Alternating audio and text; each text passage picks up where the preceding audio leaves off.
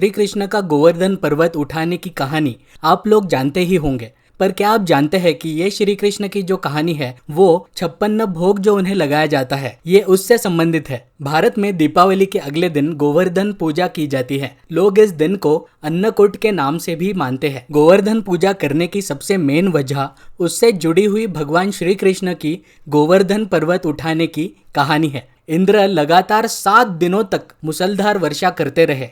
7 दिनों के बाद उन्हें इस बात का एहसास हो गया कि वो जिनसे मुकाबला कर रहे हैं वो कोई आम मनुष्य तो नहीं है। फिर देवराज इंद्र ने भगवान कृष्ण से क्षमा मांगी और कहा कि वो उन्हें ठीक से पहचान नहीं पाए और अहंकार के कारण उनसे ये अपराध हो गया।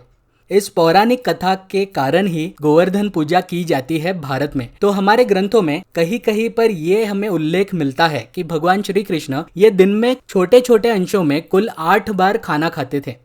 जब इंद्र के प्रकोप से सारे ब्रिजवासियों को वो बचाने में लगे थे गोवर्धन पर्वत उठाकर, तब वो लगातार 7 दिनों तक बिना अन्न और जल ग्रहण किए वहां खड़े रहे। इसीलिए 7 दिन और 8 बार भोजन ग्रहण करने के हिसाब से ये संख्या 56 हो जाती है।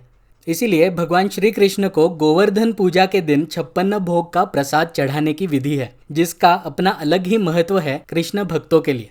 गोवर्धन पूजा की ये रोचक कहानी हमें गहरी सीख दे जाती है कि प्रकृति जो हमें खाना प्रदान करती है अनाज के रूप में, वो सिर्फ वर्षा के कारण नहीं बल्कि उपजाऊ जमीन यानी हमारी धरती के कारण भी होता है। इस मिट्टी का भी उतना ही योगदान होता है और इसीलिए गोवर्धन पर्वत जो इस मिट्टी से बने हुए हैं उनका महत्व दर्शाने के लिए भगवान श्री कृष्ण की ये लीला हमने अनुभव की है।